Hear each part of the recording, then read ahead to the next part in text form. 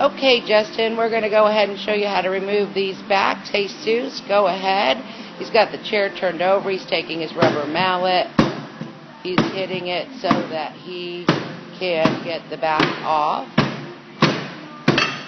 Okay, the back's now off. This one is it? Yeah. Just put that cover, just like a new cover. Same piece. Okay. And he's sliding the cover back through. Right. Nope. Like that.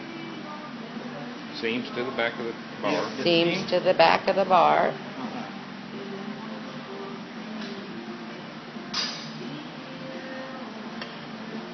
Slide it down.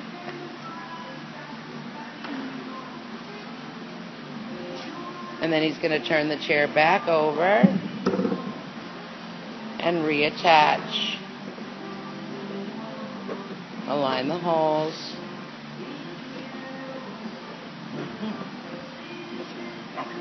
There we go. And then he's going to take his rubber mallet